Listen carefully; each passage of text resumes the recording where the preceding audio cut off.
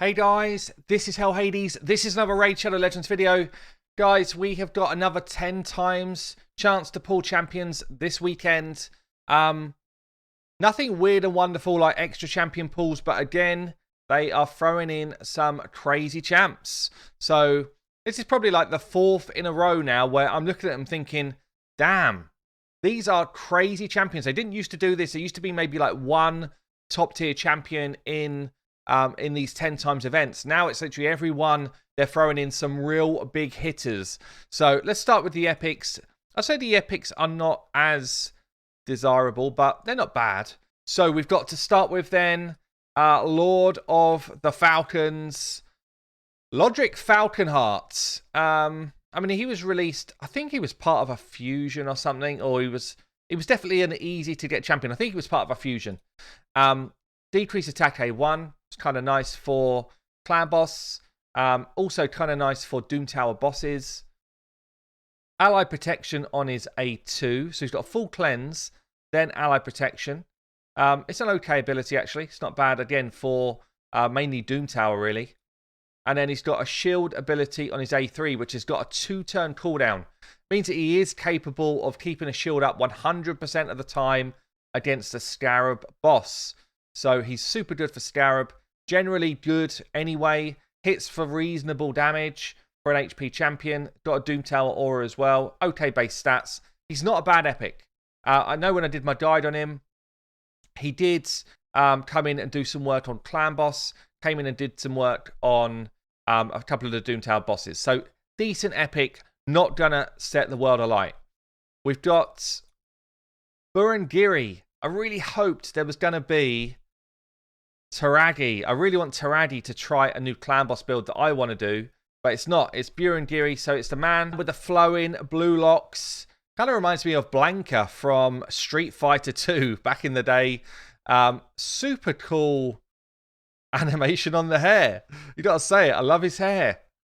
I didn't think I'd be saying that on Raid Shadow Legends. I love this guy's hair. But there you go. Cool looking champ. Got a few skulls on his shoulder for good fortune, I guess. But what's he do then? Provoke on his A1. It's an okay, like fairly weak source chance to land. AoE stun. That's actually really solid for an epic. 60% if you book him out. He's got the strengthen buff, big version. That's what we want to see. And the shield on all allies. The shield buff is equal to 15% of the target's max HP. It's not a massive shield, but it's not terrible either. 4-turn cooldown. So this is kind of long, really. And then a passive heals this champion by 50% of their max HP whenever an ally or enemy dies. I guess he's a decent, I'd say, Doom Tower wave champion. He's got resistance here as well. Strengthen and shield is nice, but nothing crazy. Nothing crazy. I've not seen it being used in anything particularly weird and wonderful, but a good amount of control with this. You know, good buffs here and an okay A1. So all in all, fairly solid champion. If we then look at the third champion, who we got here, this is someone who can change a faction war team. Albeit, if you've got Brogni as part of that previous fusion, Brogni absolutely hard carries dwarves.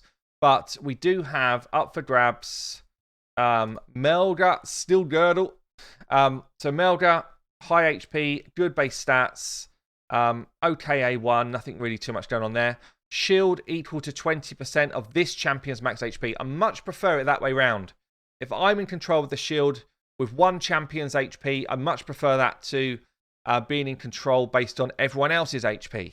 So this is nice. Also puts heals out there. So this is good for, again, general content, but especially for Faction Wars. And then this is crazy for Faction Wars. So 2 revives, 20% HP, 20% turn meter. Also puts a shield out on them as well for 30% of their max HP. So pretty much you're getting like a 50% HP build when you come back on. Solid champion. So Melga, very cool, very worthwhile for Faction Wars. And you can just run her as level 50, no problem. And then the last one's actually one of the new champs. So some of you may have just got him, to be fair. Void champion, Skathix. So, a bit weird. I think they've put him straight out there, but there you go. So we've got a cleanse here and the shield. I guess you've noticed the theme is all of these people do shields. Cleanse and the shield plus block debuffs. This is a really, really solid A3. Decreased speed A1 is nice. And then an AoE ability which can steal buffs on the A2. This is a good champion. Good kind of like arena go second champ. Good for general faction war bosses. Again, just got to be careful of this. But yeah, I did a guide on him recently, so you can go and check that out. He's the guy who loves fish. He's also got a resistance aura. So I think all of the epics are okay. They're all decent epics. None of them are terrible. If you've got any of them, they've all got utility in the game. Let's get on to the legendaries then. And the legendaries, well, wrong faction. The legendaries start to get a bit ridiculous. So Minaya, I'd say worst of the legendaries up for grabs. I don't have her actually. I don't have her on my main. I wouldn't pull for her, but she's one of the best healers in the game. So continuous heal, attacks an enemy, heals someone for 10k, also places heal reduction, that's okay. Heals by all allies by 40% of their max HP, puts block debuffs on, and increased defense. If a champion's fully healed, also places a shield on them. This is a crazy heal mechanic A3. Absolutely crazy. If she gets going with this, it's very difficult to get someone dead once she gets this going on. So that's cool. Fills turn meters of allies by 20% if she's killed. This is kind of funky, actually. If you don't have yourself on Morley and you're trying to do one of those anti-hedgy type of teams, you can actually run a low-level Minaya, make sure she dies, and then she boosts everyone else's turn meter so that your team actually go ahead of the enemies. Kind of situational, kind of weird, but pretty cool. Also got some stuff going on with Coronar, if you've got Coronar, and a cool speed aura. So great base stats as well, by the way. 111 base speed, good defense, okay attack, good HP. And she's one of these weird champions that you don't really build to hit, but she hits hard. If you punch her attack up, she will hit hard, but it's probably not really the way you'd build her out. So Minaya, the worst of the legendaries and decent. Now let's start to get to some of the crazy ones. These are the ones that they never used to put 2 or 3 of these in the same 10 times. First one up is Altan.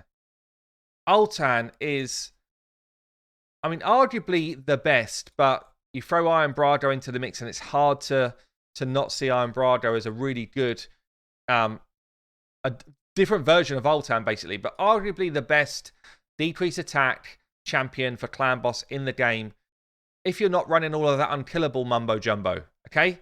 Back in the day when unkillable wasn't the only thing that people wanted to do, Altan was the champion you wanted to get. And I still love him. He was one of my the OG king of the smack before we had so many other champions that did it. Really, really good damage with his A1. Really strong damage with his A2 as well.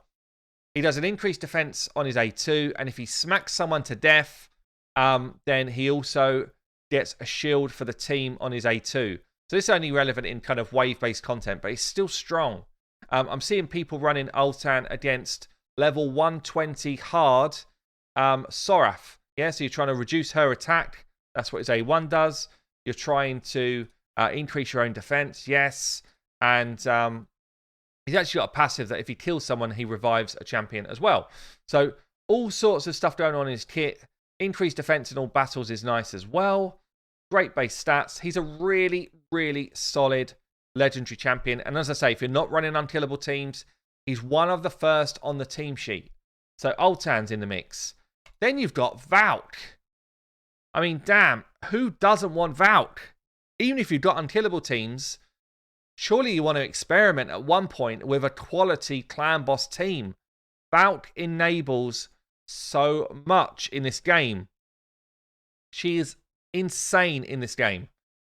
She's always been one of the top legendaries.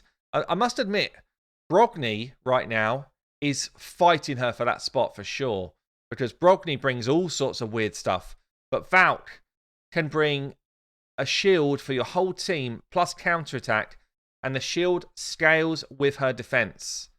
And it's infinitely scaling. So the more defense you put on her, the bigger that shield's going to become. It's an insane ability. You do need to book it to get the most value out of her. She's also got an A1, which most people don't even really take into account, but it decreases turn meter each hit. Okay? It's the bane of your life if you're in something like Faction Wars and you've got one of these unkillable dudes, because you just keep pushing his turn meter back. But for bosses where you've got turn meter control going on, she's brilliant for this. Bear in mind, she counterattacks herself. She's also getting counterattack A1s, which drops turn meter. It's really strong. In the arena, you tend to run with her A1 instead of her A2. She's just going in, turn meter dropping those annoying champions. And you're like, well, that sounds like a great champion. Hold it.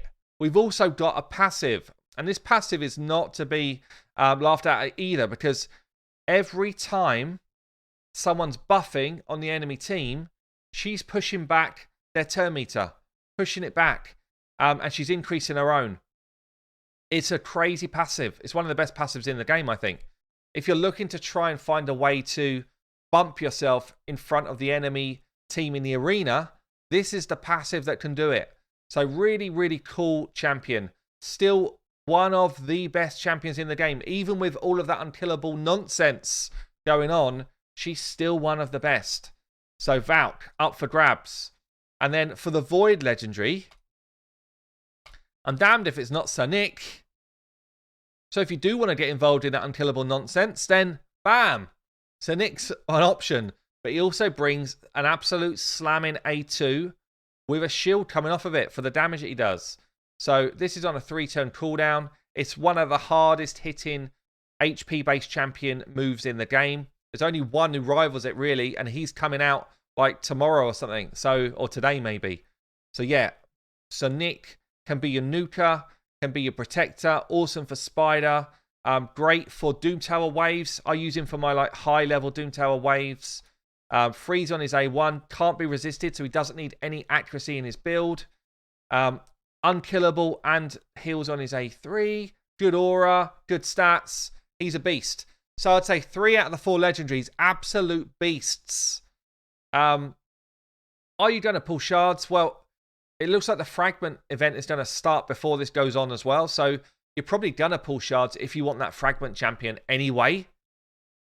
And you might get yourself one of these great legendary champs. So there you go, guys. Times 10. They've done it again. Another absolutely solid times 10 group of champions. Are you getting baited in or not? I've been Hell Hades. I will see you later.